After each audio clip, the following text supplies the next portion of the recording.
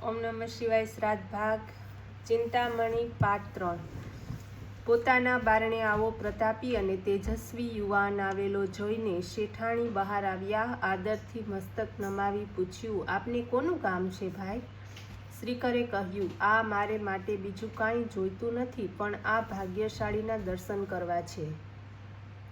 પણ આપ કોણ છો? શેઠાણીએ વિનયપૂર્વક પૂછ્યું. હું ગોપ પુત્ર શ્રીકર છું, શ્રીકરે ઉત્તર દીધો. શેઠાણીને ખબર પડી હતી કે તેના પતિદેવનો સ્વભાવ કેવો હતો. તેને થયું, નાહકનો આ યુવાન અંદર જશે તો તેમની મિજલસમાં ખલેલ પડશે અને કાંઈ ઉલટું સુલટું બોલી નાખશે. તેના કરતાં હું જ તેને તે જોઈતું હોય તે આપું. તેથી તેણે પૂછ્યું, આપને શું જોઈએ છે? મને જ કહો ને, હું તમને આપીશ. મારે કાંઈ જોઈતું નથી. મારે તો આ મહાન વૈભવશાળી ભાગ્યવાન પુરુષના દર્શન કરવા છે. શ્રીકર અંદર ગયો. તેણે જોયું કે મણિભદ્ર ખુશામતિયાઓથી વીંટળાયેલો બેઠો છે. મણિભદ્રે તેને જોતાં જ પૂછ્યું, તું કોણ છે? અહીં કેમ આવ્યો છે? શ્રીકરે શાંતિથી વિનયપૂર્વક જવાબ આપ્યો, આપના દર્શન કરવા આવ્યો છું. આપે કેટલી તપસ્યા કરી હશે ત્યારે પ્રભુએ આટલો ભવ્ય વૈભવ આપ્યો હશે. શુશીનામ શ્રીમંતા ગેહે યોગ ભ્રષ્ટો વિજાયતે. પરંતુ હે શેઠ, જે ભગવાને તને આપ્યું આ અઢળક સંપત્તિ આપી છે તેને કદી યાદ કરો છો કે?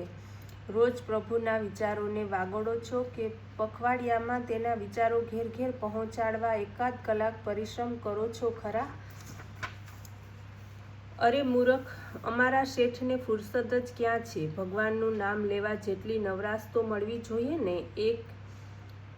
એક ખુશામતિયાએ કહ્યું. એ બિચારાને શેઠના ધીકતા કારોબારની ખબર જ લાગતી નથી કે દેશભરમાં શેઠની કેટલીઓ પેઢીઓ ચાલે છે. તેઓ તેમનો ધંધો રોજગાર સંભાળે કે તારી જેમ લંગોટિયા થઈને ભગવાન કરતા નીકળી પડે એમ બીજાને ઉપાલંબ લીધો. એ ભાઈ, તારું નામ શ્રીકર કે? હા બોલ, તારે શું જોઈએ છે? પૈસા? પૈસા જોઈતા હોય તો 100-200 લઈ જા, ચાલતી પકડ. નાહકનો મારો સમય બગાડ નહીં, શેઠે કહ્યું. શેઠ, આપની વાત બિલકુલ ખરી છે. મારે કશું જોઈતું નથી. આ જન્મમાં મહાપુરુષના મને દર્શન થયા એટલે બસ.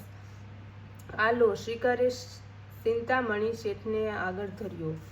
તે મણિયો જગારો મારતો પ્રકાશ જોઈને શેઠે પૂછ્યું, આ શું છે? આ અમૂલ્ય ચિંતામણી છે. તાંબાને લગાડતા જ તાંબુ સોનું બની જાય છે એવો આમાં ચમત્કાર છે અને તે પહેલા નંબરનો ભિખારી હોય તેને જ આપવાનો છે. તેથી હું આ તમને આપું છું એમ શ્રીકરે જણાવ્યું. શેઠ અને તે ભિખારી, આ પાગલ શું લવે છે? આ બધા ચોંકી ઉઠ્યા. એમાં આકરા થવાનું કાંઈ જ કારણ નથી. દુનિયામાં તમારાથી મોટો ભિખારી બીજો કોણ હોઈ શકે? શેઠ, જરા તો વિચાર કરો. ભગવાને તમને હજારે હાથે આપ્યું અને તમે કહો છો કે તેને યાદ કરવા તમારી પાસે ફુરસત જ નથી. તેનું નામ, તેના વિચારો ઘેર ઘેર લઈ જવા તમારી પાસે સમય નથી. છતાં એ તમને આપતો જ રહ્યો છે. ગયા જન્મના તમે કોઈ યોગી હતા એટલે આ જન્મમાં વૈભવ, કીર્તિ વગેરે આપને મળ્યા છે. પરંતુ આ જન્મમાં તમે કંઈ કર્યું છે? શેઠ, જરા વિચાર કરો કે એટલે આપોઆપ સમજાશે કે આ જન્મમાં તમે ભિખારી જ રહ્યા છો.